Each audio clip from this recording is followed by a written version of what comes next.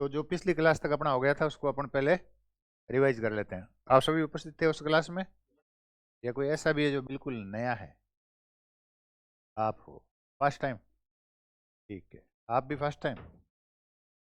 अच्छा, आप रीट गए हैं। चलो, फिर भी हाँ कोई बात नहीं, ग्रहण करने में कोई दिक्कत नहीं है। रीट के तो भी चलोगे आप। हाँ, तो उस दिन अपनी चर्चा हो रही थी योग पे। यूनिट नंबर थी अपनी 8। कितने क्वेश्चन थे इसके?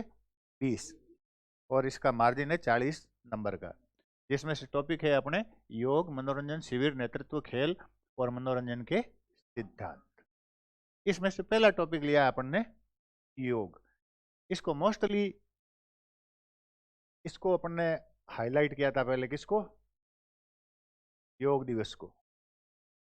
कब मनाया जाता है इसको? पहले अपन ने इसलिए ले लिया ऊपर, इसलिए ले लिया कि इसको थोड़ा इंपॉर्टेंट क्वेश्चन है, ये पूछा जा सकता है इसलिए। बाकी अपने को शुरू कहाँ से करना है? अपने को शुरू वहां से करना है योग की उत्पत्ति से। इस शब्द से योग की उत्पत्ति हुई, युज धातु। अब भाषा कौन सी थी मैटर ये करता है। संस्कृत भाषा थी, संस्कृत में धातु कौन सी थी? युज। और युज से क्या बना? योग। तो प्रश्न आ जाता है योग की उत्पत्ति किस धातु से हुई, तो उत्तर क्या हो जाएगा? युज धातु से। युज या योग किस भाषा का शब्द है, तो उत्तर हो जाएगा संस्कृत का। यहां तक का मसला ठीक है? यही चीज लिखी हुई है। जीवन जीने की संपूर्ण पद्धति का नाम योग है। योग संस्कृत भाषा से उत्पन्न शब्द है। योग की उत्पत्ति संस्कृत की धातु युज से हुई है।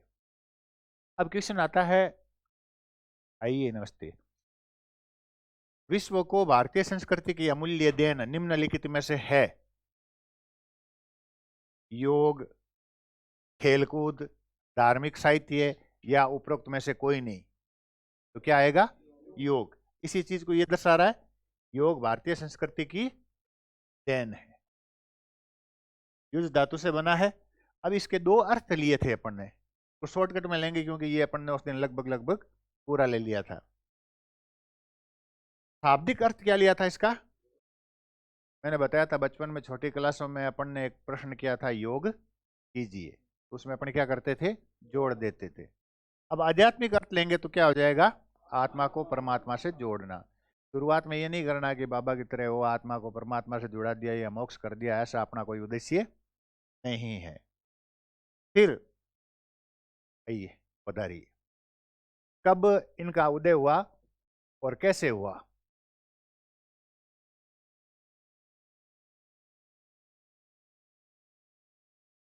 चले तो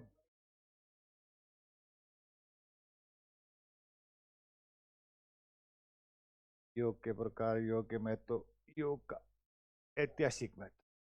ठीक है, अब यहां से अपन चले थे, सबसे पहले किस में गए थे अपन? सिंधु घाटी सभ्यता, जो यहाँ आपके आ रखा है। सिंधु घाटी सभ्यता की खुदाई हुई तो दो प्रमुख नगरों में हुई थी। कहाँ कहाँ हुई थी? हड़प्पा और मोहनजोदड़ो। उसमें क्या मिले थी? खंडित मूर्तियां मिली थी, जो किस में है? पद्मासन में है और ध्यान मुद्रा में, ध्यानास्थ स्थिति में मिली है। इसके आधार पर हम क्या कह सकते हैं? सिंधु घाटी सभ्यता विश्व की पहली सभ्यता थी जिसमें योग प्रचलन में था। क्वेश्चन आएगा, निम्नलिखित में से ऐसी कौन सी सभ्यता है जिसमें सर्वप्रथम योग के प्रमाण मिले हैं, एविडेंस मिले हैं, साक्ष्य मिले हैं, सबूत मिले हैं? तो क्या उत्तर हो जाएगा? फिर आ जाएगा वैदिक काल।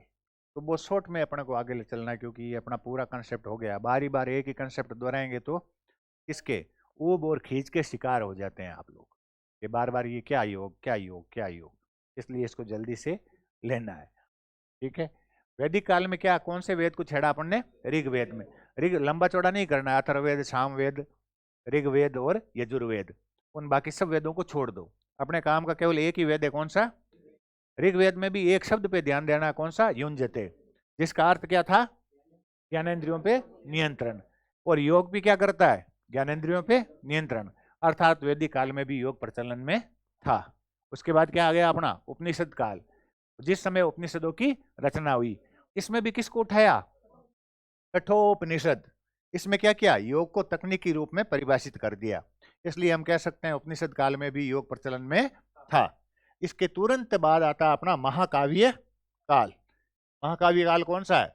जिस समय रामायण और महाभारत की रचना हुई थी। रामायण में आपको पता है गुरु कौन थे? राम लक्ष्मण भरत शत्रुघ्न के गुरु कौन थे? ना ना ना, रामायण में जाओ, महाभारत में आगे। वाल्मीकि ने रचना की थी, गुरु वशिष्ठ। ठीक है, ठीक है। हाँ, राजस्थान में प्रशिक्षक को मिलता है। ठीक है, तो वशिष्ठ भी थे, विश्वामित्र भी थे, ये सारे थे। तो इनके देख रेख में जो शिक्षा दीक्षा हुई थी वो किस प्रणाली में हुई थी? आजकल की तरह स्कूल थे या आश्रम थे? आश्रम थे। तो वहां पर जरूर इनको शस्त्र और शास्त्र के साथ मेडिटेशन की शिक्षा भी दी जाती थी, अर्थात उस समय भी योग प्रचलन में था। अब आगे अपन महाभारत में। महाभारत में तो क्लियर है, जब अर्जुन ने शस्त्र डाल दिए तब कृष्ण ने गीता का उपदेश दिया और अर्जुन को क्या बताया? विश्व में प्रचलित समस्त योगों के बारे में जानकारी दी, लेकिन 3 प्रमुख ज्ञान के बारे में दी: ज्ञान योग, भक्ति योग और कर्म योग। ज्ञान योग में क्या बताया? कि ज्ञान के द्वारा ईश्वर को प्राप्त करो। भक्ति योग में क्या बताया? भक्ति के द्वारा करो। कर्म में क्या बताया? कर्म के द्वारा निष्काम कर्म करो, फल की इच्छा मत करो। आप भी फल की इच्छा मत करो, कर्म करते रहो, सेकंड ग्रेड अपने आप मिल जाएगी। ठीक है, उसके बाद इस किस में आ गए अपन? सूत्रकाल। इसको सूत्रकाल क्यों कहते हैं? सीधी सी बात है, क्योंकि इस समय योग सूत्र की कब था? 147 ईसा पूर्व। किसने की योग सूत्र की रचना? महर्षि पतंजलि ने। पहला व्यक्ति था जिसने योग को सूत्रबद्ध किया, संहिताबद्ध किया, रिटर्न में लिखने का कार्य किया, इसको व्यवस्थित किया। इसने योग सूत्र या योग संहिता की रचना की और उसको कितने भागों में बांटा? 4 भागों में बांटा। इसलिए योग के पितामह की संज्ञा किसको दी गई? योग के जनक की संज्ञा किसको दी गई? योग का जन्मदाता किसको दी गई? योग का ग्रैंडफादर किसको कहा गया? कुछ भी पूछ ले तो क्या होगा? महर्षि पतंजलि। उसके बाद किसके रचनाओं में मिलता है? कबीर, सूर और तुलसी की रचनाओं के किसी न किसी रूप में योग का वर्णन मिलता है। चाहे आप कबीर के देखोगे, चाहे सूरदास के देखोगे, चाहे तुलसीदास के देखोगे, कहीं न कहीं आपको योग शब्द मिलेगा। बौद्धों में किसको माना? जैनों में किसको माना? महावीर स्वामी को, अर्थात इन्होंने भी योग को माना। फिर आया स्मृति काल। मैंने बताया था श्रुति और स्मृति 2 तरह के साहित्य होते हैं। श्रुति सुन सुन के लिखे गए, स्मृति अपनी याददाश्त के आधार पर लिखे गए। जब नालंदा तक्षशिला को नष्ट कर दिया गया, जिसको जितना याद था उसने उतना उतना लिखवा दिया, और ये लगभग 1000 ईस्वी तक लिखी गई। और स्मृति हमारे लिए क्यों महत्वपूर्ण है? क्योंकि इसमें योग का वर्णन मिलता है। उसके बाद आ गया मध्यकाल। मध्यकाल में 2 ही संप्रदाय थे, नाथ और भक्ति। भक्ति वालों ने कौन से योग का प्रचार किया? भक्ति योग का। नाथों ने किसका किया? हठ योग का। मैं बता के गया था। और हठ योग किस लिए कहते हैं? हठ पूर्वक करते हैं इसलिए हठ योग कहते हैं। ये गलत है। हाँ, ठीक है। तो क्या बताया मैंने वो बताओ। आपको तो याद होना चाहिए, बता के मैं गया था, आपके लिए बता के गया था। अब जब मुझे याद है तो आपको तो होना ही चाहिए, क्योंकि है और ठे सूर्य और चंद्र नाड़ी में, कीड़ा और पिंगला में समन्वय स्थापित करके सुषुम्ना में प्राणों का प्रवाह किया जाता है। इसलिए इस योग को हठ योग कहा जाता है, ना कि हठ पूर्वक करने के कारण। समझ गए? इसके बाद आ गया आधुनिक काल। कौन कौन है? स्वामी विवेकानंद, स्वामी योगेंद्र, रमन महर्षि, अरविंदो, महेश योगी, रामदेव, वीके अयंगर, विक्रम चौधरी आदि ने योग का प्रचार प्रसार किया। सबसे बड़ा छक्का मारा माननीय पीएम नरेंद्र भाई मोदी ने। कब? पहले तो भाषण दिया 27 सितंबर 2014 को। कहां दिया? संयुक्त राष्ट्र संघ, यूनेस्को में जाके। उनके प्रयासों के फलस्वरूप क्या हुआ? 21 जून 2015 को प्रथम अंतर्राष्ट्रीय योग दिवस मनाया गया, जिस दिन नई दिल्ली में 2 विश्व रिकॉर्ड बने। एक तो एक साथ बहुत से लोगों का योग 35,985, और एक साथ अधिकतम देशों के लोगों के द्वारा योग करना, जिसमें 84 देशों के लोग शामिल हुए थे। और यूनेस्को में जब मत पड़े थे तब 193 में से 177 मत किसके? योग दिवस के समर्थन में। यह था मसला अब तक का। फिर आती थी परिभाषाएं। परिभाषाएं महत्वपूर्ण महत्वपूर्ण पर चर्चा हुई थी। सबसे पहले हुई थी श्री कृष्ण की गीता में, कर्मेषु कौशलम से योग है, कर्म में कुशलता ही योग है। प्रश्न आ जाता है, ये उपरोक्त परिभाषा किसने दी, किस ग्रंथ में दी, भगत किसको दी? एक साथ कई तरह के प्रश्न आपके सोल्व हो गए। ओके, अब जितने भी हमारे धार्मिक ग्रंथ हैं उसमें ध्यान रखना, इसमें एक आपके कंक्लूजन आएगा। जो आसनों की विद्या है इसका जो संस्थापक है या जिसको अपन बोलते हैं जनक, योग का जो आदि पुरुष है वो तो माना गया भगवान शिव को। योग का आदि पुरुष किसको माना गया है? शिव को। और योगेश्वर माना है भगवान श्री कृष्ण को। ये ध्यान रखना है। योग का आदि पुरुष आता तो कौन है? भगवान शिव। और योगेश्वर आता है तो भगवान कृष्ण। और योग के पितामह आता है तो महर्षि पतंजलि। इस चीज का विशेष ध्यान रखें। फिर वेद व्यास की परिभाषा है योग समाधि है। फिर महर्षि पतंजलि की है योग से चित्तवृत्ति निरोध है, चित्तवृत्तियों का निरोध ही योग है। फिर आती है अपने आगम की, शिव और शक्ति का मिलन ही योग है। फिर आता है अपना ये भारतीय कृष्ण तीर्थ, भगवान से व्यक्ति की एकता ही योग है। योग आध्यात्मिक कामधेनु है डॉक्टर संपूर्णानंद। और गांधी जी ने भी चलते चलते ये चिपका दी थी, शरीर मन इच्छा विचारों की सभी शक्तियों का गठन बंधनी योग है। ये योग की कुछ परिभाषाएं हैं, इनको अपने को ध्यान में रखना है, ज्यादा ध्यान में रखने की जरूरत नहीं है। और अपन योग क्यों पढ़ रहे हैं इस चीज का नेक्स्ट, हाँ पेज तो ये चला गया, आएगा है, बड़ा है जगह नहीं छोड़ू। फिर आया था अपने सिलेबस में अष्टांग योग। क्या आया था? अष्टांग योग। ये भी हो गया। इसमें मैंने एक बात बताई थी, इसकी सीक्वेंस ऐसी कैसी याद रखना अनिवार्य है, और सीक्वेंस रखना अनिवार्य नहीं है। इसके साथ ही एक चीज बताई थी, केवल योग है ये संस्कृत से बना है, और जब हम मसाज पढ़ेंगे उसमें मस के सल मास्टर वर्ड आएंगे। इसके अलावा सारे वर्ड किस में आएंगे? लैटिन में। ठीक है, और दूसरी भाषा पे अपने को फोकस ही नहीं करना है। और युज से उत्पत्ति बताई थी, कुछ विद्वानों ने किससे बताई थी? योग का से। योग क्या होता है? दो बैलों को आपस में जोड़ने वाला। अब अष्टांग योग के प्रणेता कौन है? महर्षि पतंजलि। अष्टांग योग के जनक प्रतिपादक महर्षि पतंजलि के द्वारा दिया गया योग कहलाता है अष्टांग योग। को ही योग के अष्टपथ भी कहते हैं। ये कॉमन सेंस के प्रश्न है, ऐसा नहीं कि साहब हमें बताया नहीं, तो मानो कह दिया कि अष्टपथ क्या है, तो भी क्या है? अष्टांग योग ही है। इसका पहला अंग क्या है? यम। उसके बाद उसके बाद उसके बाद फिर फिर फिर उसके बाद, ठीक है। अब देखो यहाँ पे एक चीज लिखी हुई है, पहले चार क्या है? यम, नियम, आसन और प्राणायाम। ये शरीर से संबंधित है, केवल शरीर को साधते हैं, इसलिए इनको क्या कहते हैं? योग के बाहरी साधन या बहिरंग योग। अंतिम चार क्या है? अंतिम तीन, पहले पांच, पहले लेने पांच प्रत्याहार कहां तक? यम, नियम, आसन, प्राणायाम और प्रत्याहार तक। ये किससे संबंधित है? शरीर से। शरीर से, इसलिए इनको क्या कहते हैं? बहिरंग साधन या योग के बाहरी अंग या बाह्य योग, क्योंकि इनका चेतना से कोई संबंध नहीं है। लेकिन अंतिम तीन कौन कौन से रह गए? धारणा, ध्यान और समाधि। इनको कहते हैं योग के अंतरंग साधन, अंतः योग, क्योंकि इनका किससे संबंध है? मानव चेतना से, जिसको मस्तिष्क कह लो, चेतना कह लो, आत्मा कह लो, जो शक्ति हमें संचालित कर रही है, दिखाई नहीं दे रही है, उससे संबंध होने के कारण इसको अंतः योग कहते हैं। अब सबसे पहला आता है आपका यम।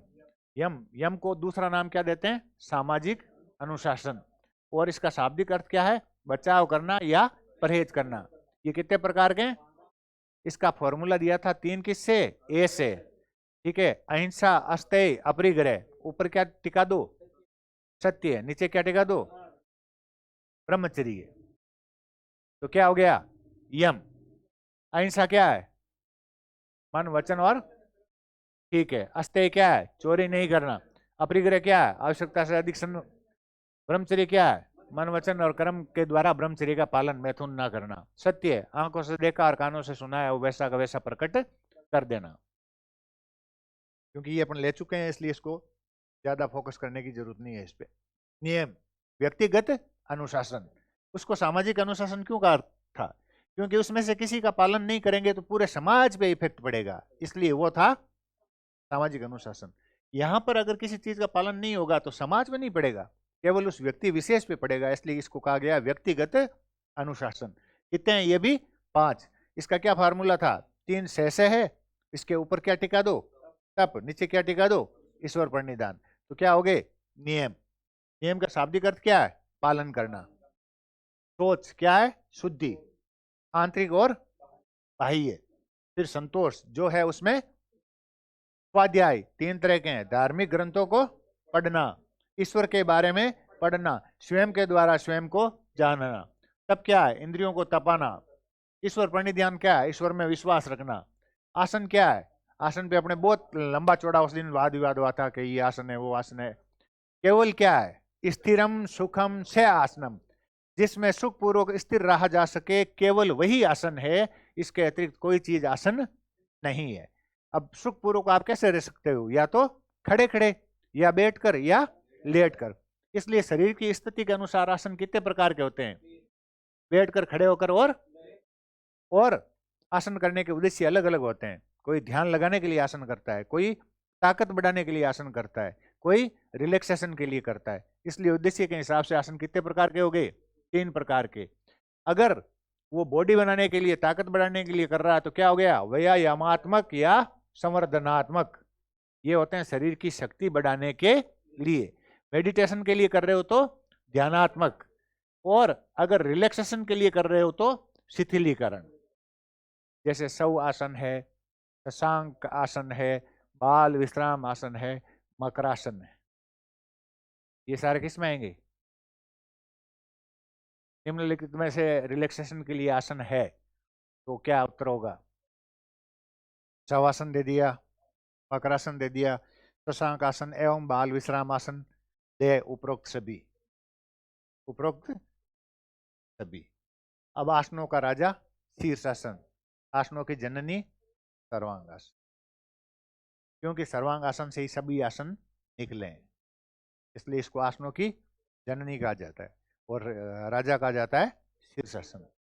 प्राणायाम, मैंने उस दिन क्या बताया था? प्राणायाम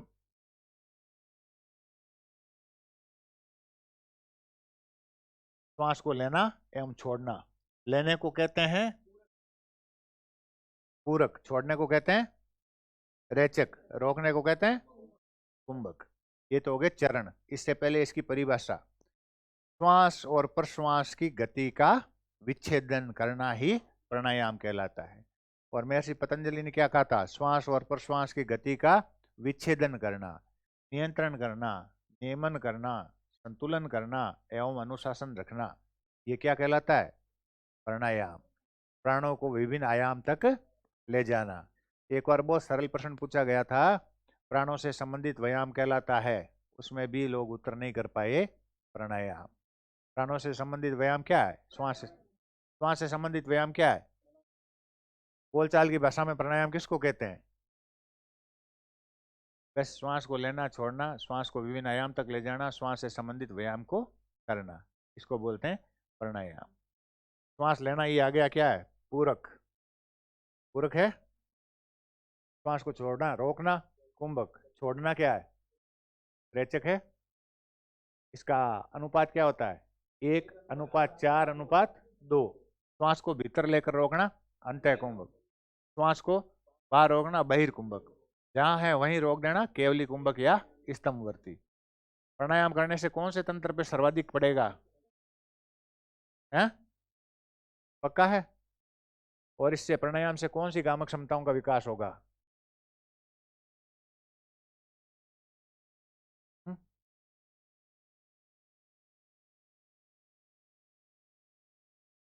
जोरों तो गणो दीड़ो काम को हाँ हाँ, इधर है, यहाँ से काम ले सकते हैं ना। हाँ, किस साइड है?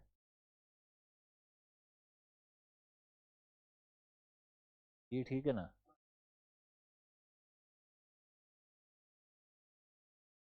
अब ठीक है। ओके।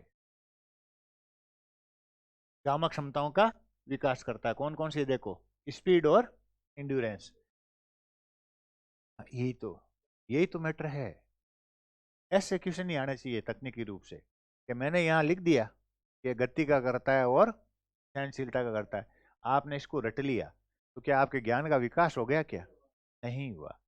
तो आपने पूछा स्पीड का ही क्यों करता है, ताकत का क्यों नहीं करता है? अब मुझे बताइए, स्पीड जो गामक क्षमता है वो किस पे आधारित है? हमें अगर ज्यादा स्पीड चाहिए तो हमें किस चीज की आपूर्ति ज्यादा चाहिए? ऑक्सीजन की चाहिएगी। प्राणायाम क्या करता है? अधिकतम ऑक्सीजन देता है। इसलिए मैं राइट हूं कि प्राणायाम स्पीड को बढ़ाता है। उसके बाद क्या होती है, हम ज्यादा ज्यादा ताकत से काम करेंगे तो हमारे में बॉडी में एक चीज आएगी, लैक्टिक एसिड, उससे क्या आएगी, थकावट। अब हम बार बार प्राणायाम करेंगे तो क्या होगा, फेफड़ों की श्वास लेने की कैपेसिटी बढ़ जाएगी, अंदर जाने वाली ऑक्सीजन की मात्रा बढ़ जाएगी, छोड़ने वाली कार्बन डाइऑक्साइड की मात्रा बढ़ जाएगी। इसके कारण क्या होगा, लैक्टिक एसिड भी देरी से बनेगा, बनेगा जरूर, लेकिन देरी से बनेगा। इसलिए साथ के साथ सहनशीलता भी बढ़ेगी। अब ध्यान रखना, स्पीड का सीधा सा, इंड्योरेंस का सीधा सा किससे संबंध है? फेफड़ों से, ब्रीदिंग सिस्टम से और हार्ट सिस्टम से। रक्त भी चाहिए प्लस ऑक्सीजन भी चाहिए, तो रक्त की आपूर्ति तो कौन कर देगा? हार्ट कर देगा। हार्ट कैसे करेगा? हार्ट बीट को बढ़ाकर कर देगा। लेकिन इसके साथ साथ ऑक्सीजन की पूर्ति कौन करेंगे? फेफड़े। अगर हमने प्राणायाम का अभ्यास नहीं किया है तो क्या हमारे फेफड़ों की सभी वायु कोशिका कोष सक्रिय हो जाएंगे? क्या फेफड़ों का आकार बढ़ जाएगा? एक प्राणायाम करने वाले व्यक्ति और प्राणायाम नहीं करने वाले व्यक्ति दोनों के फेफड़ों के आकार में क्या फर्क होगा? प्राणायाम करने वालों के फेफड़े बड़े होंगे, मजबूत होंगे, वायु कोशिका कोष ज्यादा सक्रिय होंगे, ऑक्सीजन ग्रहण करने की कैपेसिटी ज्यादा होगी, कार्बन डाइऑक्साइड रिलीज करने की कैपेसिटी ज्यादा होगी, पीछे जो अवशिष्ट हवा बचती है टाइडल वायु रिजर्व में वो भी ज्यादा बचेगी। इसलिए किसको बढ़ाएगा? गति और सहनशीलता को। क्लियर? फिर है प्राणायाम के प्रकार। अब इस प्राणायाम के प्रकार में अपने को ये ध्यान नहीं रखना कि भाई ये कैसे कैसे होता है और कैसे कैसे नहीं होता है। अपने सिलेबस में इतना ही ध्यान रखना है कि निम्नलिखित में से प्राणायाम के प्रकार हैं अथवा नहीं है। तो कुछ मेन मेन प्राणायाम क्या है? अनुलोम विलोम, नाड़ी शोधन, कपाल भाती। कपाल भाती का ये ध्यान रखना है विशेष तौर से कि कपाल भाती दो चीजों को बढ़ाता है, उनको, स्पीड और सहनशीलता, एंड्योरेंस को। वो ऊपर वाली बात अपने वापस आ गई, क्योंकि जब हम कपाल भाती करते हैं तो क्या करते हैं, गहरा लंबा श्वास अंदर लेते हैं, फिर रेक्टस एब्डोमिनस मांसपेशियों की सहायता से एक ही श्वास को कई टुकड़ों में बाहर निकालते हैं।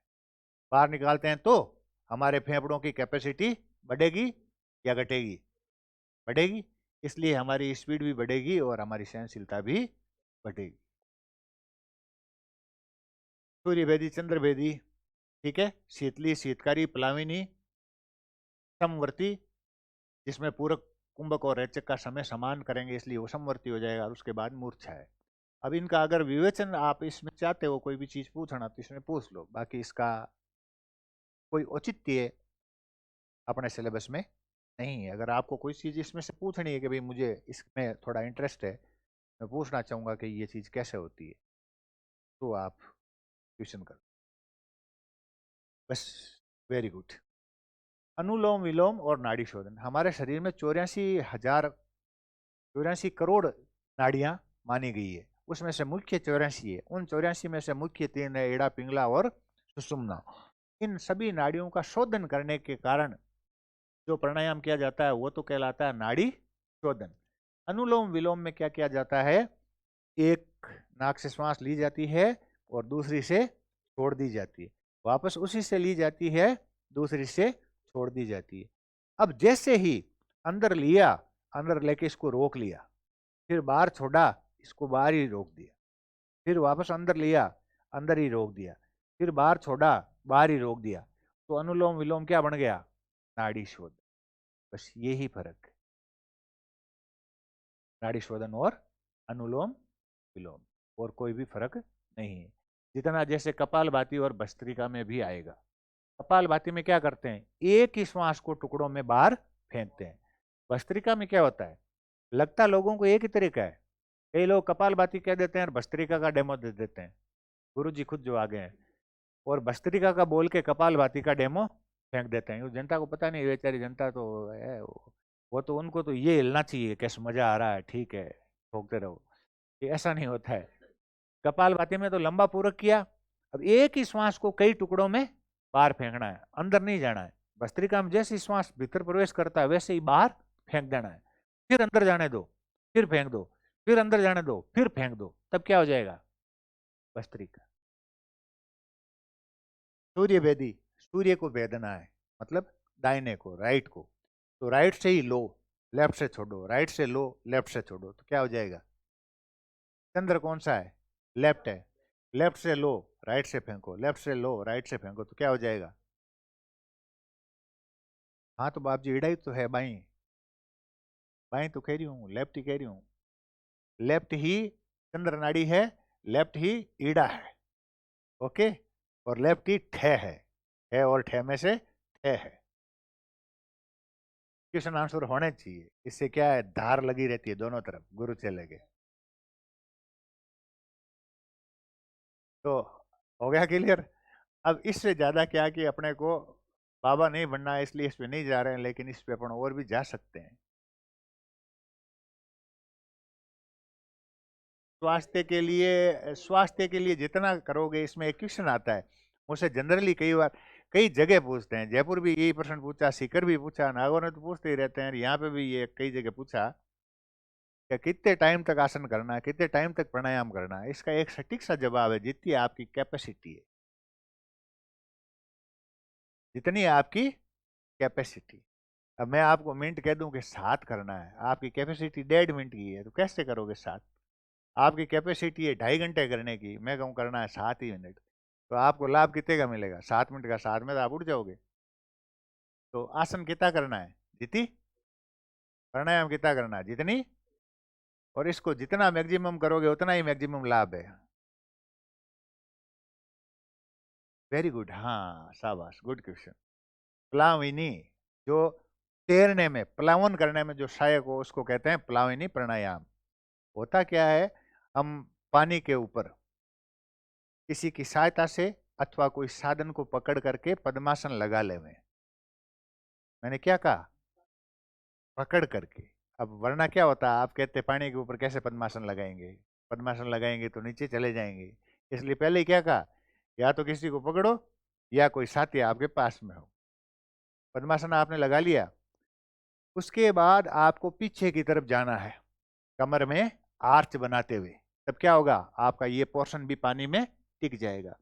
फिर आपको गहरा लंबा श्वास भीतर भरना है और इस ग्रिप से पैर के अंगूठों को पकड़ना है। उसके बाद उस साथी को कहना धीरे से दूर हट जाए। अब जब तक आपके अंदर श्वास है, आपको पता है आप पानी में डूबोगे या नहीं डूबोगे, नहीं डूबोगे ना, और पूरा श्वास बाहर निकाल दिया तो पक्का डूब जाओगे। इसलिए क्या करना है, 75% हवा को तो रिजर्व में रखना है, 25% को बाहर छोड़ना है, 25% को अंदर लेना है। इससे आप जब तक चाहोगे तब तक पानी के ऊपर तैर सकते हो। इसीलिए इस प्राणायाम को कहा गया है प्लाविनी प्राणायाम, और वो आसन बन जाएगा मत्स्य आसन। ठीक है, मछली की भांति हो।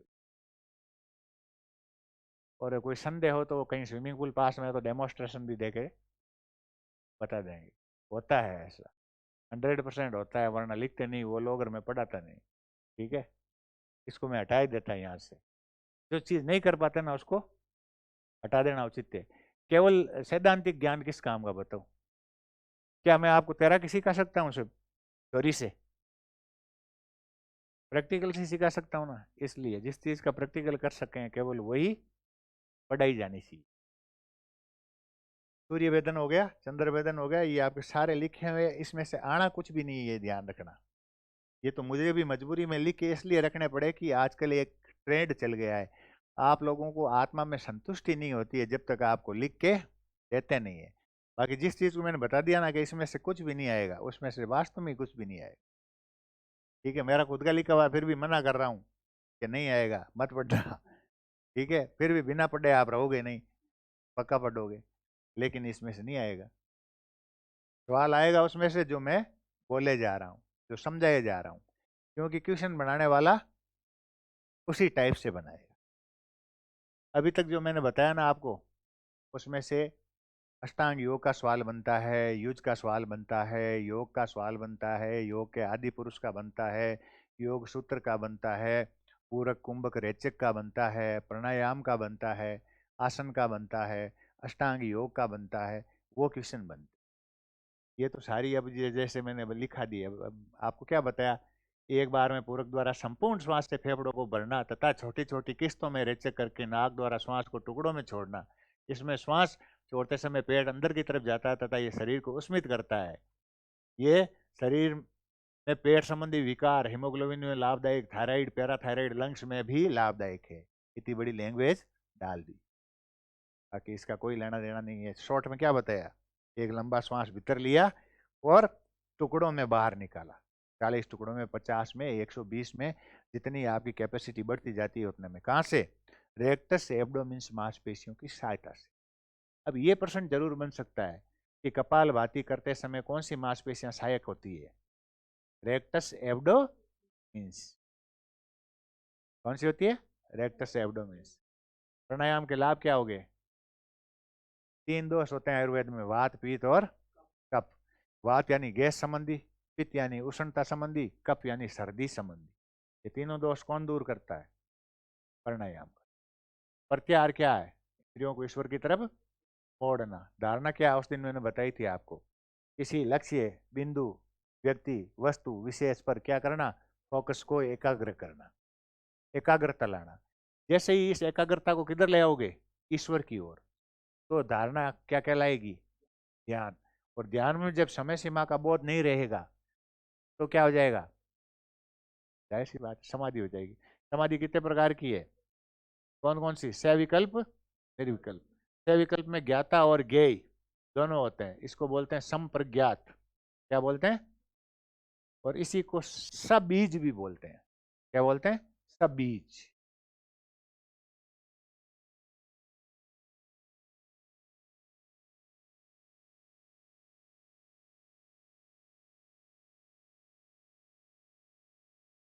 सबीज, ठीक है। और इसको बोलते हैं निर्बीज।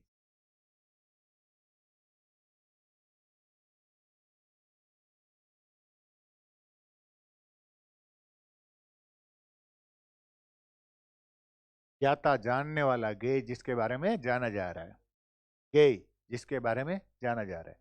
यहाँ अपन और ईश्वर दोनों है, यहाँ क्या है? केवल अपन है, ईश्वर का केवल ईश्वर है, अपना कोई बोध नहीं है। तो ये हो गया अपना मामला यहाँ तक का।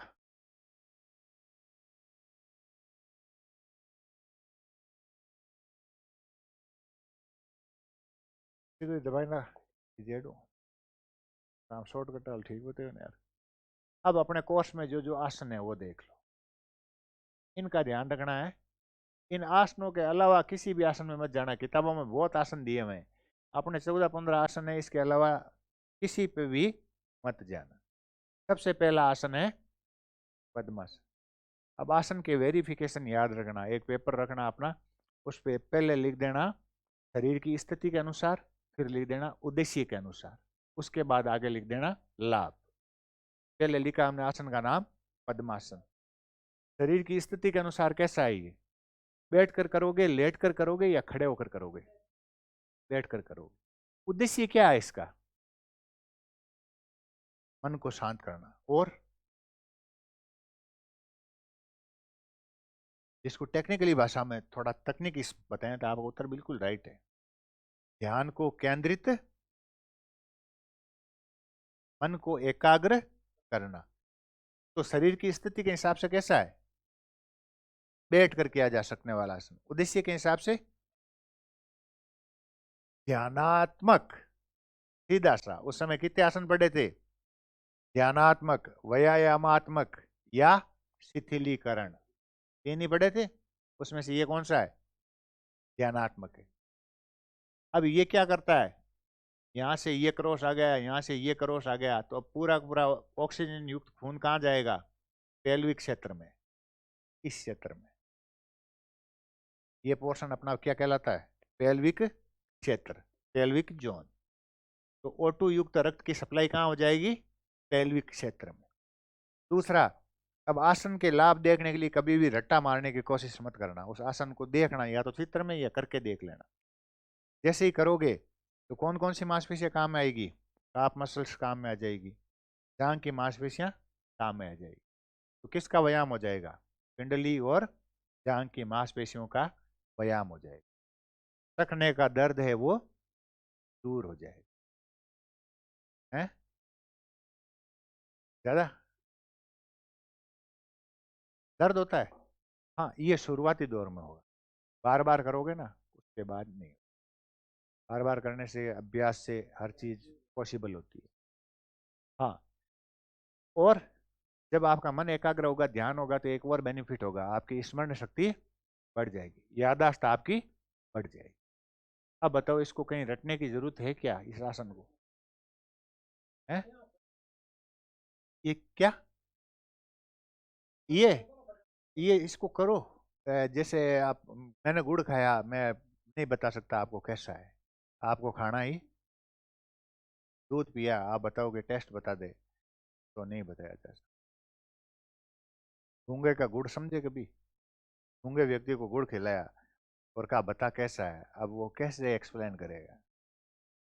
वही सेम ये, जैसे हम करेंगे वैसे ही हमें लाभ हो जाएंगे। कितना सत्य है और कितना असत्य है वो आपको पता चल जाए।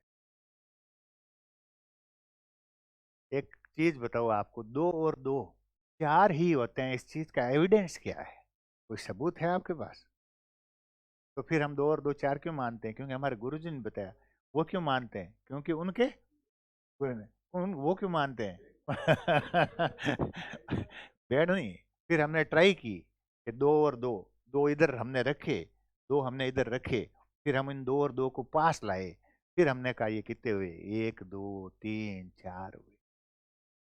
इसलिए कसा, भेड़ चाल नहीं है। गुरुजी से गुरुजी पे गए, लेकिन फिर हमने करने की भी सोची। लेकिन दो और दो सदा चार भी नहीं होते। हमने प्रयोग किए कि दो के नीचे दो को रख दिया जाए तो क्या होगा? एक होगा। अगर दो और दो के बीच में एक लाइन खींच दी तो क्या होगा? क्या हो जाएगा? शून्य हो जाएगा। अगर दो और दो के बीच में यूं कर दिया तो क्या हो जाएगा? चार हो जाएगा। दो और दो को पास पास में रख दिया बिना किसी निशान के तो क्या हो जाएगा? 22 हो जाएगा। तो ये तथ्यात्मक चीजें हैं। वैसे ही इसको पद्मासन क्यों कहा? क्योंकि इसमें पैर की जो तलवे है वो कमल की पंखुड़ियों के समान आकृति देते हैं, इसलिए इसको लोटस पोज या पद्मासन या कमलासन भी कहते हैं। लक्ष्मी जी का प्रिय आसन है और लक्ष्मी जी का दूसरा नाम कमला है, इसलिए इसको कमला आसन भी कहते हैं। फिर आता है, हाँ, सुखासन। कैसे?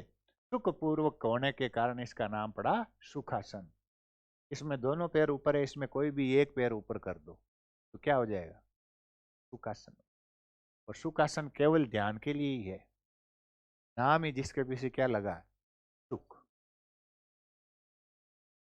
वज्र आसन, इसका दूसरा नाम है पेल्विक मुद्रा। इसको ध्यान रखना। इसमें जो मैटर करने वाली चीज है वो है ये, कौन सी? ये जो मैंने अंडरलाइन पहले कर रखा है ऑलरेडी। ये क्वेश्चन आता है, भोजन के बाद किया जा सकने वाला एकमात्र आसन निम्नलिखित में से है?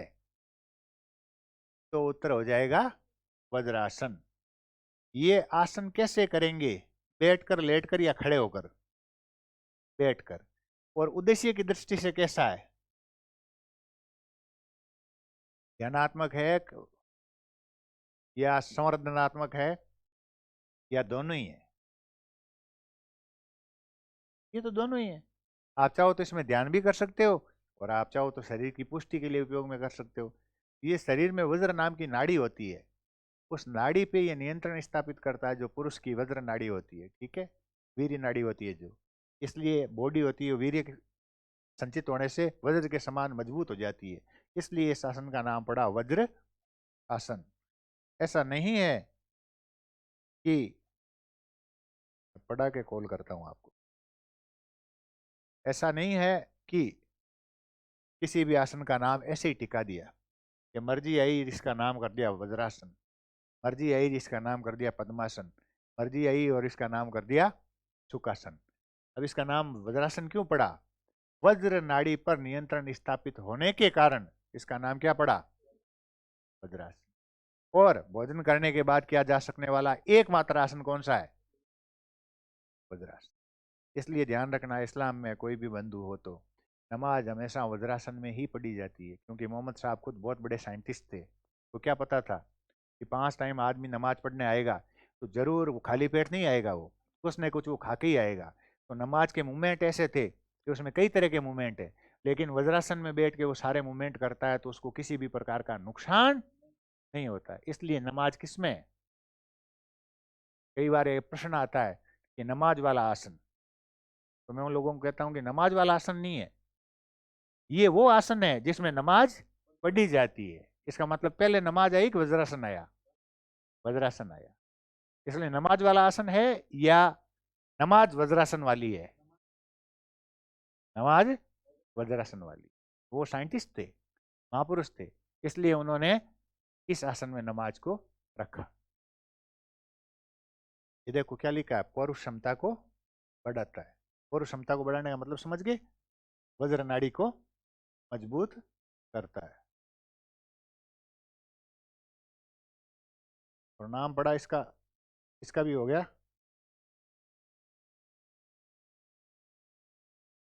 एक वाला करेंगे, ये लो भाई एक वाला कर लो। हाँ क्या नाम है? पाद पश्चिमो तानासन। वो पोज है देखो, ठीक है।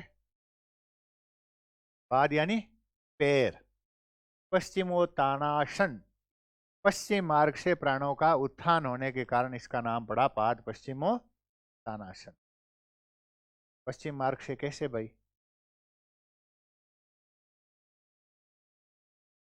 सबसे पहले तो ये शरीर की स्थिति के हिसाब से कैसा है, बैठकर, लेटकर या खड़ा होकर।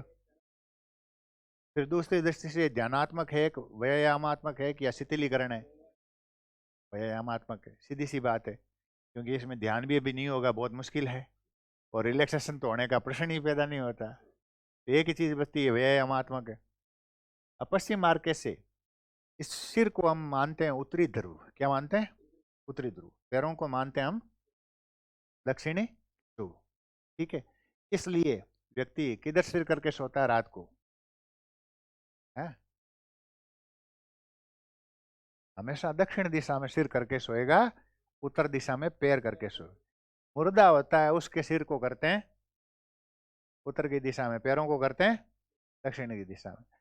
सिर को दक्षिण में क्यों करते हैं? क्योंकि सिर उत्तर ध्रुव का काम कर रहा है और हमने इसको दक्षिण दिशा में किया, तो दक्षिणी ध्रुव की जो मैग्नेटिक फील्ड है ये उत्तरी ध्रुव को आकर्षित करेगा, प्रतिकर्षित करेगा, आकर्षित करेगा। इसका मतलब हमारा उत्तर है वो दक्षिण को आकर्षित करेगा, और हमारा जो दक्षिण है इधर उत्तर को आकर्षित करेगा। तो बॉडी का मैग्नेटिक फील्ड पूरा होगा कि नहीं होगा? होगा तो हमारा स्वास्थ्य अच्छा रहेगा, खराब रहेगा? स्वास्थ्य अच्छा रहेगा। और मरे हुए आदमी को इधर क्यों करते हैं उल्टा? क्योंकि उधर से उत्तरी ध्रुव को प्रेस करेगा, फेंकेगा, इधर से दक्षिण दक्षिण को फेंकेगा, तो बॉडी डिकम्पोज जल्दी होगी, बॉडी नष्ट जल्दी होगी। इसके पीछे ये साइंटिफिक रीजन है। इसलिए हमें कहा जाता है कि दक्षिण की तरफ सर करके सोना चाहिए। अब ये तो हो गया उत्तर, ये हो गया दक्षिण, तो पूर्व कहाँ है? हमारे सामने। पश्चिम है हमारे पीछे। जब हम इधर से सांस नहीं ले रहे हैं, ये आसन लगा लेते हैं, तो यहाँ सुषुम्ना से, रीढ़ की हड्डी से प्राणों का उत्थान ऊपर की तरफ होता है पश्चिम मार्ग से। पश्चिम मार्ग से प्राण ऊपर उठने के कारण इसका नाम पड़ता है पाद पश्चिमोत्तानासन। क्लियर? और क्या करता है ये? मेरुदंड को लचीला बनाए रखता है। हाँ, इसलिए लिखा है, देखो इसलिए लिखा, पेट व मोटापा घटाने में अति महत्वपूर्ण आसन है। पेट व मोटापा घटाने में अति महत्वपूर्ण आसन है। अब आप बताइए, ये था। पेट और मोटापा घटेगा तो कौन सी मांसपेशी ओके होगी? Rectus abdominis, automatic. अर्ध मत्स्येंद्र आसन। गुरु गोरखनाथ जी का नाम सबने सुना, उनके भी गुरु थे मत्स्येंद्र नाथ जी। और इन मत्स्येंद्र जी नाथ जी ने इस आसन में कई वर्षों तक तपस्या की थी, इसलिए इस आसन को कहते हैं मत्स्येंद्र आसन।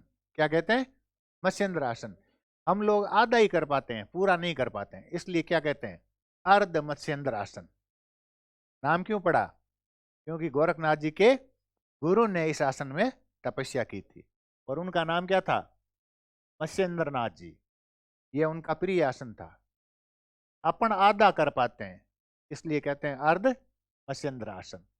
इसमें भी क्या, रीढ़ की हड्डी लचीली होती है, पेट पीठ हाथ पैर कमर गर्दन का लाभ होता है। ये कैसे करते हैं? बैठकर, लेटकर या खड़े होकर? उद्देश्य क्या है? व्यायामात्मक। मयूर आसन, स्थिति कैसी है शरीर की? मोर के समान, इसलिए इसका नाम क्या है? मयूर आसन। ये कैसा है? व्यायामात्मक है। बैठकर, लेटकर, खड़े होकर? हैं? लेटकर करेंगे, एक बैठकर? एक बताओ सीधा सा, समझ में बारे कौन होगी? आप लगान की सोचो, कल्पना करो, आप इमेजिनेशन करो कि मुझे मयूरासन करना है, तो आप क्या करोगे? सबसे पहले लेट कर खड़े हो जाओगे हाथों पे, या पहले बैठ करके फिर इस स्थिति में आना ज्यादा आसान है? बैठ कर होगा ना, बैठ कर ही माना जाएगा ना। इसको कैसे करेंगे? बैठ कर। अगर पहले लेट गए तो फिर इन हाथों के ऊपर खड़ा होना मुश्किल हो जाएगा, असंभव नहीं कहता, मुश्किल हो जाएगा। इसलिए बैठ करके इस पोजीशन में आए तो ज्यादा बेहतर है। शवासन कैसे करेंगे? बैठ कर, लेट कर, खड़े होकर? ये सबका पसंदीदा आसन है। उद्देश्य क्या है इसका? शिथिलीकरण। टेक्निकली वर्ड बोलो हमेशा, कौन सा है? शिथिलीकरण, रिलैक्सेशन के लिए। ठीक है। अब इसके दोनों ही फायदे हैं, चाहे उच्च रक्तचाप है चाहे निम्न रक्तचाप है, दोनों में क्या लाभदायक है? शवासन, शव के समान स्थिति, मुर्दे के समान स्थिति। उसके बाद क्या है? हलासन। कैसे करोगे? बैठकर, खड़े होकर या लेट कर? ये कैसा उद्देश्य के हिसाब से? व्यायामात्मक या संवर्धनात्मक? कैसी स्थिति है? हल के समान। अब इसमें देखो, पीठ की मांसपेशियों का तो व्यायाम हो ही रहा है, साथ के साथ यहाँ पर थायराइड ग्रंथि पर भी दबाव आ रहा है, इसलिए थायराइड और पैराथायराइड से संबंधित जो हार्मोन है वो ठीक निकलेगा। कौन सा हार्मोन? Thyroxine hormone. इसलिए न तो व्यक्ति भीमकाय होगा, न व्यक्ति बौना रहेगा। ये इसके लाभ हो जाएंगे। रटने की अपेक्षा क्या करो? समझो कौन सी ग्रंथि को इफेक्ट कर रहा है। अगर थायराइड कम होगा तो, ज्यादा होगा तो भीमकाय हो जाएगा। तो इन दोनों स्थितियों से बचने के लिए क्या करना है? हलासन करना है। और पेट की मांसपेशियों को फैलाने के लिए भी क्या करना है? हलासन करना। मेरुदंड को लचीला करना है तो भी हलासन करना है। अब आता सल्वासन या टिड्डी मुद्रा या अधोमुखी या प्रोलाइन। खासा नाम है। ज्यादा घबरानो नहीं है। जका भी आसन में, जिस भी आसन में मुंह ऊपर है वो होता है सुपाइन, और जिसमें भी मुंह नीचे है वो होता है प्रोन। क्या होता है? प्रोन। इसमें क्या है? मुंह नीचे है, ऊपर है, तो ये क्या है? प्रोन। और जिसमें भी मुंह ऊपर होगा वो क्या होगा? इसमें मुंह ऊपर है, नीचे है, ऊपर है नहीं मुंडो को, नीचे को मतलब यहाँ नहीं, वो है ना ओ फेस, वो अगर ऊपर की दिशा में है तो सुपाइन है, वो अगर नीचे की दिशा में है तो प्रोन है। तो केवल ई के मायने है वो मुंह नीचे की दिशा में, तो ये क्या है, प्रोन। ये इस चित्र में चित्रकार ने भी थोड़ी त्रुटि की है, इसमें क्या ये नीचे टच होता है ये पूरा, ठीक है, इसलिए इस चित्र की गलती पे थोड़ा मत जाना, इसलिए थोड़ा इसको ऊपर उठाने की कोशिश कर दी, जबकि क्या रहेगा, नीचे टिका हुआ रहेगा। इसमें मुंह नीचे होने के कारण इसको क्या कहा गया है, प्रोलाइन।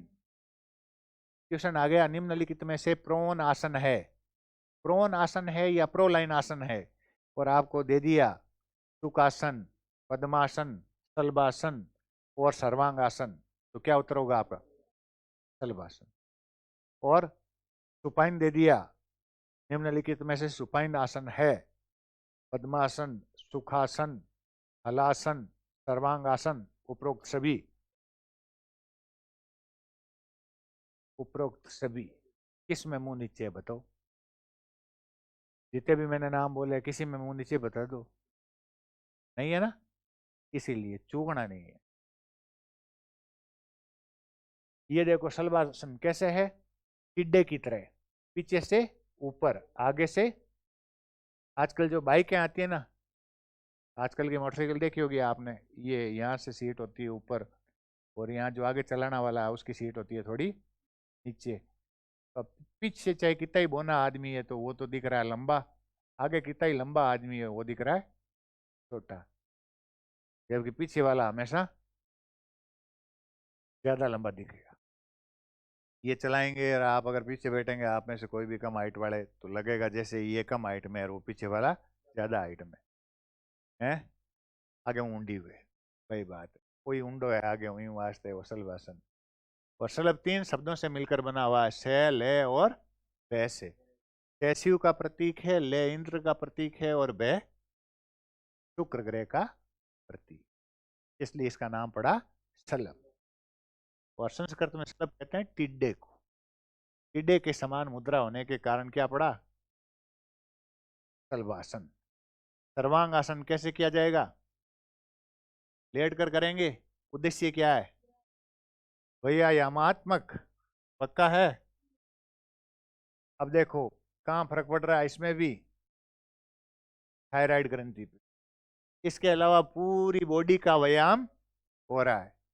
शीर्षासन से होने वाले सारे फायदे मिलेंगे, लेकिन शीर्षासन से होने वाले नुकसान इस आसन में नहीं होंगे, और इसको कहा जाता है आसनों की जननी। फिर क्या आ गया, चक्रासन कैसे करोगे, लेट कर करोगे, बैठ कर करोगे या खड़े होकर, इसको दोनों ही स्थितियों में किया जा सकता है। अगर आप बिगिनर हो, शुरुआती दौर में हो तो लेट कर करोगे, एडवांस स्किल करते हो तो आप खड़े खड़े भी कर सकते। मुंडो कौन टूटे, टूटी तो लार लो ही पोषण, क्योंकि मुंडो आगे रह जाएगी, ठीक है। आपने देखा होगा नर्तकियां होती है ना, कहीं वो खड़े खड़े ही पीछे चली जाती है ना, अपने में से भी जो है दुबले पतले वो पीछे सीधे चले जाते हैं। और ये चक्र के समान स्थिति होने के कारण चक्रासन, इसका भी फायदा वही लचीलापन। अब इसमें ये ध्यान रखना, इसमें किसी भी चीज को रटने की कोशिश मत करना, आसन का पोज आपके ध्यान में आना चाहिए, कौन सी मांसपेशी काम में आ रही है, किस ग्रंथि पे इफेक्ट पड़ रहा है, और कौन सी अस्थि काम में आ रही है, तो लाभ आपको ऑटोमेटिक याद होते जाएंगे। अगर आप चाहोगे कि मैं इनको नहीं देखूं, सीधा इनको रट लूं, तो गड़बड़ हो जाएगी। इसलिए मैंने बार बार क्या कहा है, रटने के सिस्टम को हटा दो। फिजिकल एजुकेशन का मतलब भी ये पूरा दिमाग में याद होना चाहिए। ये कौन सा आसन है, स्थिति कैसी है इसमें, इसलिए इसका नाम है, कैसे करोगे, बैठ कर, लेट कर, खड़े होकर, कैसे करोगे, लेट कर करोगे। उद्देश्य क्या है इसका, व्यायामात्मक है। क्या फायदे है देख लो, रीढ़ की हड्डी होगी लचीली, हाँ, और पेट की मांसपेशियों का फैलाव बढ़ गया, और थाई की मांसपेशियां मजबूत हो गई, पिंडली की हो गई, प्लस हाथों की मांसपेशियां मजबूत हो गई। लंबाई कौन बढ़ी यहाँ से, लचीलोपन जरूर बढ़ जाए, लेकिन लंबाई અહીં આસનનું કોણ बढ़े। लंबाई बढ़ानी है तो ताड़ासन करो। भुजंग आसन, कोबरा पोज केड़ी स्थिति है? दर्शन नाले सांप जानी स्थिति उड़ी है, वास्ते ने कहे कोबरा पोज। वो है को नहीं दर्शन नालो सांप जड़ो जड़ो है। शेष नाग मत को, सिर्फ नाग है, शेष नाग हो तो नाग देंगे, शेष फण होता अन्ना मुंडा ही मुंडा होता। ठीक है, जैसे जरूर डस जाते। तो अब ये क्या फायदा करेगा? रीढ़ की हड्डी पर और पेट की मांसपेशियां, और यहाँ पर एक प्रॉब्लम होती है साइटिका, इसमें भी क्या करेगा? फायदा करेगा। साइटिका, कमर की जो प्रॉब्लम होती है, साइटिका नर्व है वो दब जाती है। इस आसन के करने से इसमें एक्सटेंशन होगा। किसमें? रीढ़ की हड्डी में। एक्सटेंशन होने से साइटिका नर्व निकलने के चांस बनते और साइटिका के दर्द से मुक्ति मिलती। अब आता ताड़ासन। ताड़ के समान स्थिति होने के कारण इस आसन का नाम पड़ा ताड़ासन। अब ये किस में वृद्धि करेगा? लंबाई में। लंबाई में वृद्धि, यौवन में वृद्धि, और कब्ज को दूर करेगा, प्लस पिंडली की मांसपेशियों को मजबूत करेगा। ये खड़े खड़े होते हैं। अब बताओ, इनमें से कहीं पे भी रटने की जरूरत पड़ेगी क्या? पड़ेगी? पक्का नहीं पड़ेगी। अब आता अपना आज का मेन टॉपिक, इसको ध्यान रख लेना। इसमें से क्वेश्चन पक्का है, एक 101% क्वेश्चन है, इसलिए इसको किसी भी सूरत में मत चूकना। शुद्धि क्रियाएं, षटकर्म और यौगिक क्रियाएं सारे इसी के नाम है। शुद्धि क्रिया क्यों कहते हैं? क्योंकि शरीर की आंतरिक शुद्धि करती है। षटकर्म क्यों कहते हैं? क्योंकि संख्या में 6 होती है। यौगिक क्रियाएं क्यों कहते हैं? क्योंकि योग से संबंधित होती है।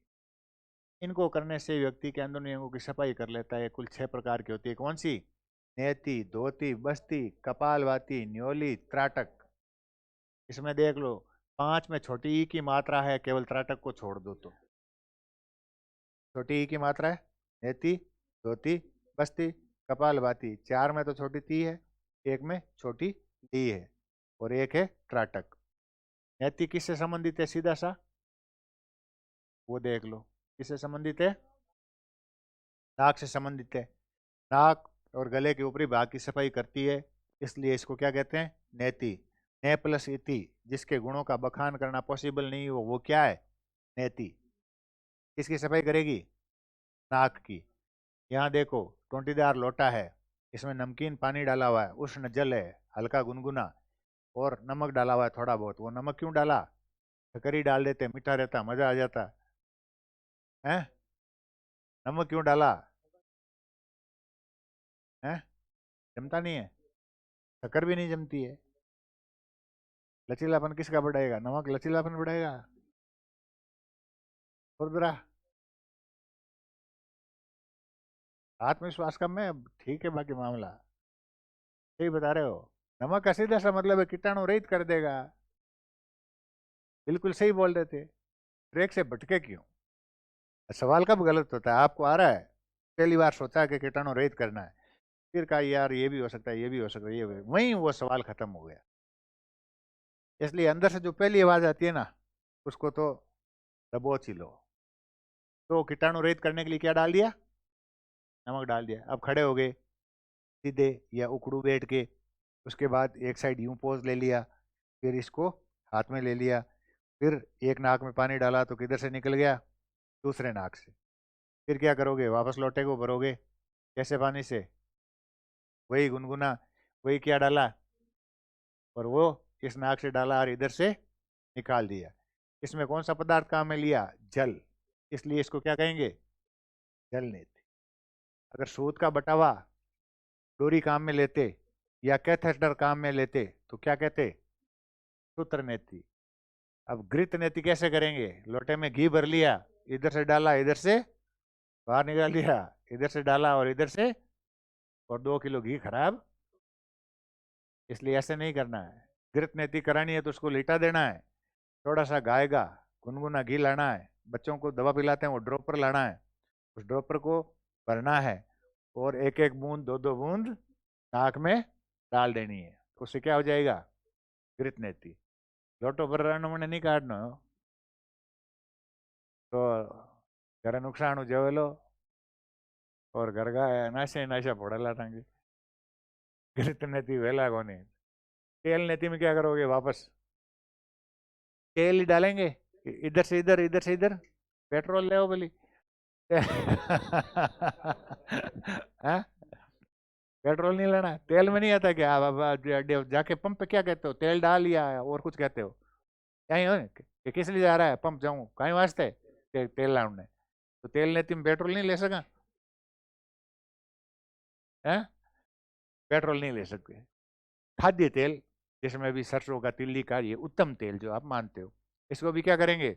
लोटे में डाल के इधर से इधर डाल देंगे, बूंदे ही डालेंगे, जैसे घी डाली है वैसे ही। और फिर आती है दुग्ध नेति। दुग्ध नेति में क्या करेंगे?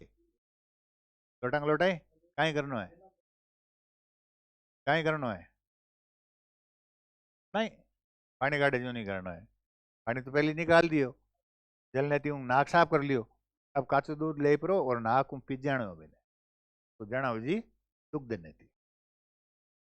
अब नाक से ना कोई भी चीज अगर नाक में डालोगे तो कहाँ निकलेगी? मुझे इस प्रश्न का उत्तर दो। मुंह में निकलेगी और कहाँ निकलेगी? तो अगर नाक से किसी चीज को खींचोगे, नेचुरल है, कहाँ जाएगी? अंदर जाएगी। और यहाँ आ गई वो चीज कहाँ जाएगी? आंतों में जाएगी। पेट बहुत बड़ा है, पेट में बहुत सी चीजें हैं, किधर ही नहीं जाएगी, सीधी भोजन नली से होते हुए आमाशय में। आमाशय के बाद बड़ी आंत, छोटी आंत, जो भी है उस सिस्टम में प्रवेश करती जाएगी। जुकाम लगा तो जल नेति करवा दो। हाँ करेक्ट है बिल्कुल, यू आर राइट। जुकाम में आदमी करता नहीं हूँ खट, तो वो कहाँ जाता है? खट। हाँ राइट। क्या आंसर दिया है, वाह वाकई। तो ये है आपकी नेति। अब नेति से क्या क्या फायदा है? जुकाम दूर है, कफ दूर है, आरामदायक है, साइनस रोग में लाभदायक है, मोतियाबिंद है, नेत्र शक्ति का विकास है, बाल देरी से सफेद होंगे और लंबे समय तक आपके बाल आपका साथ नहीं छोड़ेंगे। ठीक है। और क्या फायदा है? साइनस क्या होता है? मैंने लिख दिया साइनस में फायदा, और आपने कह दिया हाँ साइनस में फायदा। अब साइनस है क्या? नो, एलर्जी नहीं। एलर्जी नहीं है। साइनस क्या होता है?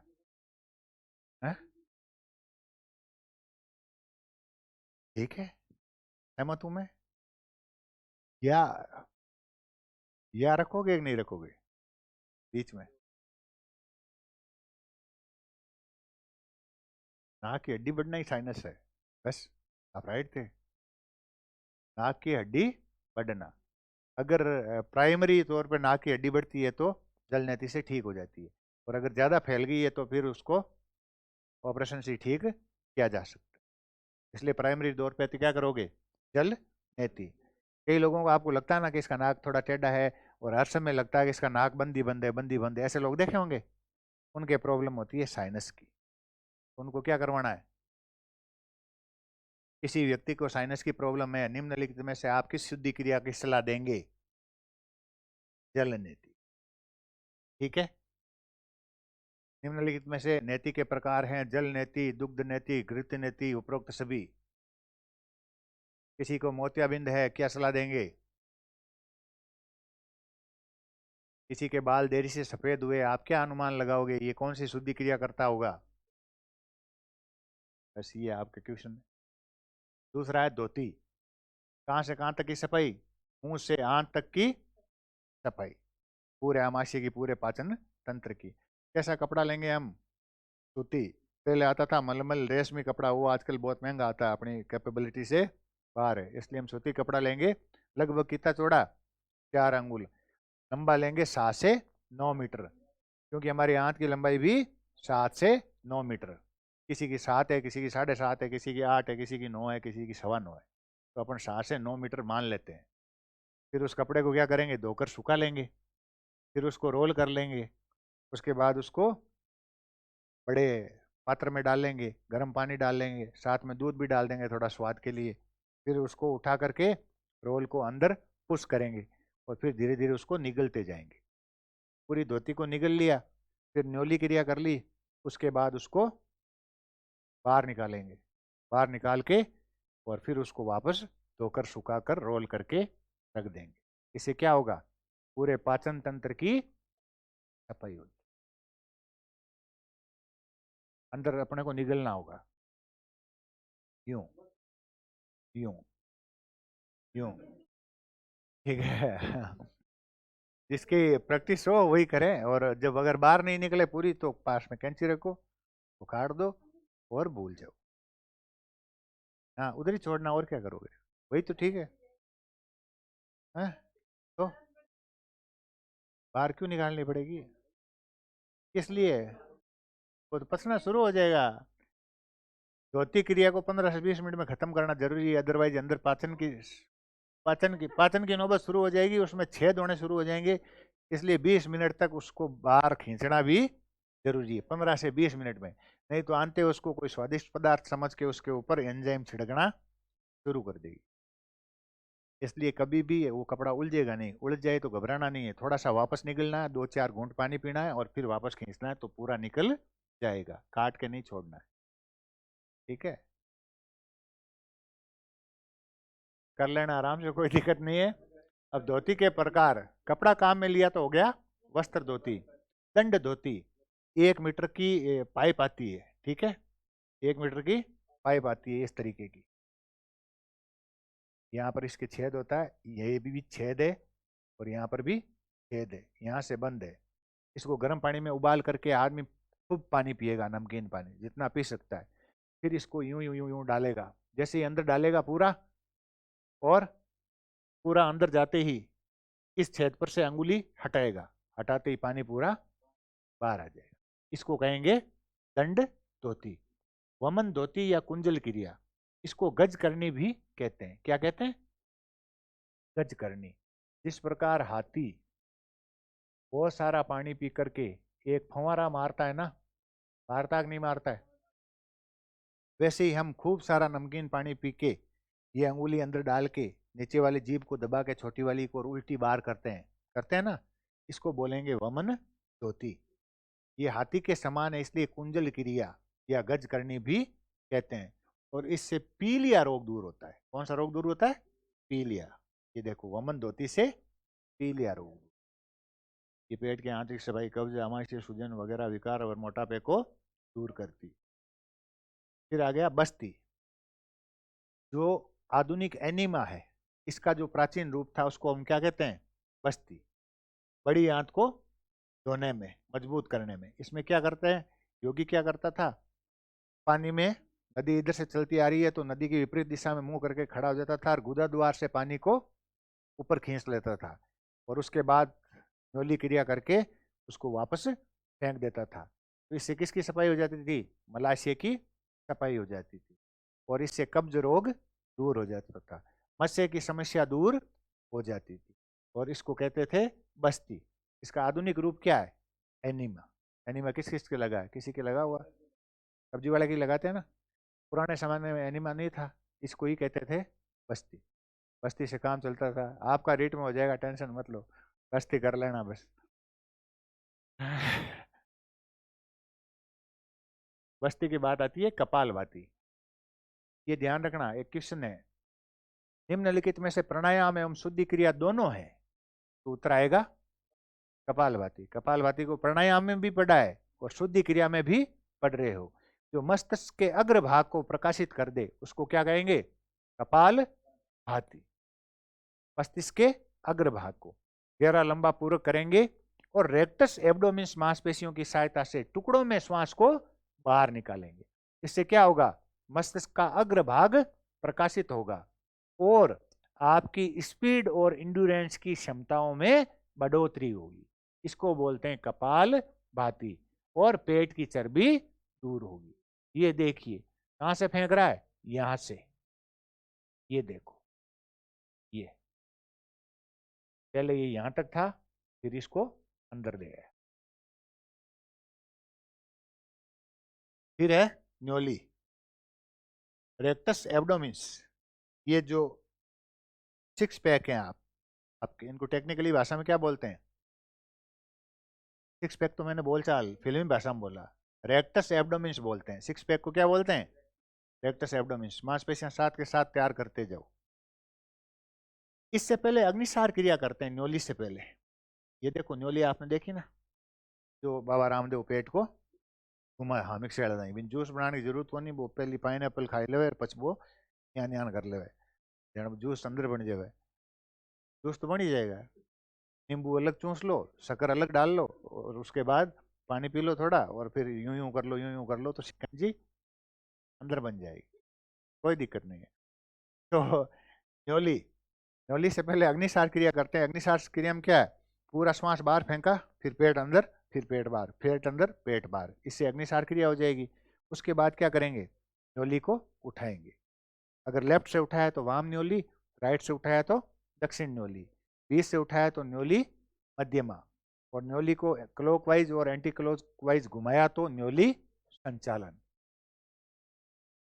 ये है आपकी न्योली। इसका क्या फायदा है? पेट के आंतरिक अंगों की मसाज होती है। क्या फायदा है? मसाज, और पेट का मोटापा दूर होता है। और इसका प्रश्न आता है, निम्नलिखित में से कौन सी शुद्धि क्रिया रेक्टस एब्डोमिन्स मांसपेशियों को संचालित करती है? तो क्या उत्तर होगा? क्या उत्तर होगा? न्योली। न्योली क्या करती है? रेक्टस एब्डोमिन्स मांसपेशियों को संचालित करती है। ये मांसपेशियां कौन सी है? तो अपन अब इस फिजिकल एजुकेशन में ये बोले तो अच्छा है, पेट को हिलाती है ये अच्छा है, या रेक्टस एब्डोमिन्स मांसपेशियों को संचालित करती है? अब प्रश्न आ जाए, रेक्टस एब्डोमिन्स की सहायता से कौन सी शुद्धि क्रिया की जाती है? कपालभाति। रेक्टस एब्डोमिन्स मांसपेशी की सहायता से, क्योंकि हम झटके किससे मारेंगे? रेक्टस एब्डोमिन्स से। तब क्या होगा? कपालभाति। और वह कौन सी शुद्धि क्रिया जो रेक्टस एब्डोमिन्स मांसपेशी को संचालित कर देती है? न्योली। ये फर्क ध्यान रखना, ये सवाल आए हुए। अगर संचालित का पूछ ले तो कौन करेगा? न्योली। और सहायता करे तो कपालभाति को कौन सहायता करेगा? और रेक्टस एब्डोमिन्स को संचालित कौन करेगी? न्योली। ये ध्यान रखना विशेष तौर से। और लास्ट है त्राटक। किसी भी लक्ष्य को, वस्तु को, चित्र को एक टक टकटकी लगाकर देखना, उसको हम कहते हैं त्राटक। अगर आप अंदर बॉडी के अंदर आंखें बंद करके कोई चीज को देखो, अंदर ही ध्यान लगाओ, तो क्या कहेंगे? अंत्य त्राटक। अगर बाहर किसी चीज को देखोगे तो त्राटक। दूरी के हिसाब से निकट की कोई चीज को देखो तो, और दूर की कोई चीज को देखो तो, ये क्लियर? त्राटक से क्या फायदा होगा? एकाग्रता बढ़ेगी, एकाग्रता बढ़ते ही स्मरण शक्ति बढ़ जाएगी। फिर आते हैं आपके बंध। बंध का शाब्दिक अर्थ क्या होता है? बांधना। और इसके अर्थ में, योग में, बंध का शाब्दिक अर्थ है प्राणों को विशिष्ट जगह, विशिष्ट उद्देश्य या लक्ष्य के लिए रोकना, बांधना, उसको कहते हैं बंध। पहला कौन सा है? बंध कितने होते हैं? 3। पहला है मूल बंध। श्वास को अंदर खींचा, पद्मासन में बैठ गए, सिद्धासन में बैठ गए, ध्यानात्मक आसन में बैठ के श्वास को अंदर खींचा, और गुद्दा द्वार की मांसपेशियों को खींच के ऊपर दबा के रख दिया, इसको कहते हैं मूल बंध। क्योंकि रीढ़ की हड्डी की जड़ को हमने बांधा है, इसलिए इसका नाम क्या है? मूल बंध। दूसरा क्या है? उडीयान बंध। पूरे श्वास को बाहर फेंका और पेट को पीठ के साथ चिपका दिया, तो कौन सा हो जाएगा? उडीयान बंध। और तीसरा जालंधर बंध। श्वास को अंदर खींचा और ठुड्डी को यहां लगा दिया, तो यह जो जाले हैं, गले के जाले सारे, ये रुक जाएंगे, बंद हो जाएंगे, इसलिए इसको कहेंगे जालंधर बंध। और तीनों बंदों को एक साथ लगाएंगे तो कहेंगे महाबंध या त्रिबंध। तो पहले कौन सा लगेगा लगाते वक्त? पहले लगेगा मूल बंध, फिर लगेगा उडियान बंध, फिर लगेगा जालंधर बंध। खुलेगा कैसे? पहले जालंधर बंध, फिर उडियान बंध, और फिर मूल बंध। ये खुले। ये मामला है योग का। ठीक है। और सूर्य नमस्कार एक शब्द है, उसका ध्यान रखना। सूर्य नमस्कार निश्चित आसनों का क्रमबद्ध समूह है। सूर्य नमस्कार अलग से कोई क्रिया, निश्चित आसनों का क्रमबद्ध समूह क्या कहलाता है? सूर्य नमस्कार। जिसमें कितनी स्थितियां हैं? 12। आसन कितने हैं? 7। आसन 7 ही, क्योंकि बाकी आसन रिपीट हो जाते हैं। पहला कौन सा है? प्रणाम आसन। प्रणाम आसन, प्रणाम करते हैं जिसमें। दूसरा हस्त उत्तान आसन, हाथों को ऊपर ले जाते हैं। तीसरा कौन सा है? पाद हस्तासन, हाथ और पैरों का मिलन होता है। चौथा कौन सा है? अश्व संचलनासन, जैसे घोड़ा दौड़ता है वैसे। कितने हो गए? 4। पांचवा पर्वत आसन। छठा अष्टांग प्रणाम। सातवां भुजंग आसन। आठवां वापस पर्वत आसन। नौवां वापस अश्व संचलनासन। 10वां वापस पाद हस्तासन। 11वां वापस हस्त उत्तान आसन। 12वां वापस प्रणाम आसन। ये है आपका मामला। और हर एक स्थिति के साथ एक मंत्र बोलते हैं, जिसका फार्मूला मैंने बताया था आपको, मिर्सु भाग पुहिम आस अबास। ओम मित्राय नमः वगैरह बोलते हैं ना वो, तो उसका जो फॉर्मूला था ये था मिर्सु भाग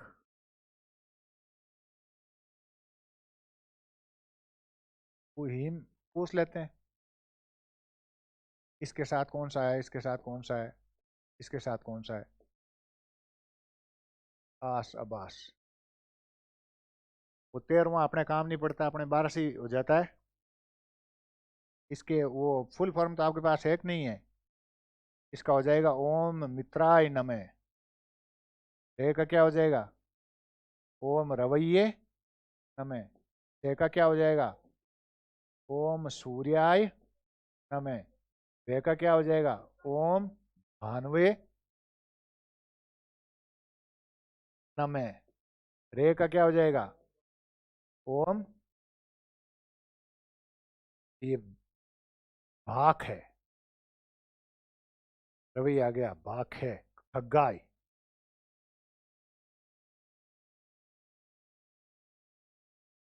ओम खग्गाय।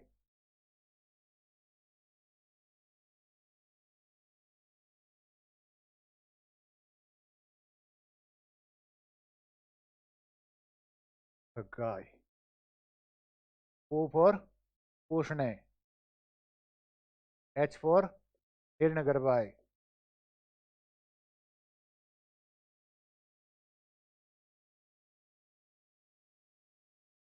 एम फॉर मरीचे। आ फॉर आदित्याय।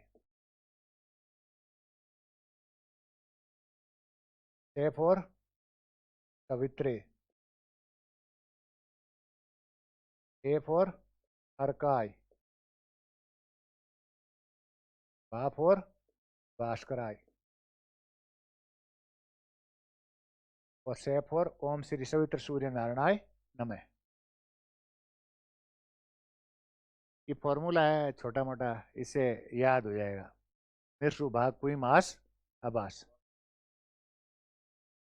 ये पूरे सूर्य नमस्कार के 13 मंत्र हो गए। आरएसएस पद्धति में 13 में करते हैं, अपन 12 में करते हैं। हो गया ना ये तो याद रह जाएगा, मिर्सु भाग पुई मास अबास। उसके बाद अपन व्यायाम करते हैं, सूर्य नमस्कार करते हैं। इससे पहले हम जो भी चीज करते हैं उसको कहते हैं सूक्ष्म यौगिक क्रियाएं। क्या कहते हैं? सूक्ष्म यौगिक क्रियाएं। खेल से पहले क्या करते हैं? Warming up. और योग से पहले सूक्ष्म यौगिक क्रियाएं, ये होता है वार्म अप। इसमें सबसे पहले होता है बुद्धि या धृति शक्ति विकासक। उसके बाद होता है स्मरण शक्ति विकासक। फिर देखो नेत्र शक्ति विकासक, फिर कर्ण शक्ति विकासक, गिरवा शक्ति विकासक, स्कंद शक्ति विकासक, पूर्ण भुजा शक्ति विकासक, उंगली शक्ति विकासक, उदर शक्ति विकासक, कटी शक्ति विकासक, जंगा शक्ति विकासक, पिंडली शक्ति विकासक, पाद मूल शक्ति विकासक और सर्वांग पुष्टि विकासक, पूरे शरीर का विकास। ये ध्यान में रहना चाहिए कि भाई ये सूक्ष्म योगिक क्रियाएं क्या होती है, क्या नहीं होती है, इसका उपयोग क्या है। सूक्ष्म योगिक क्रियाएं कब करते हैं? वार्मिंग अप के रूप में करते हैं।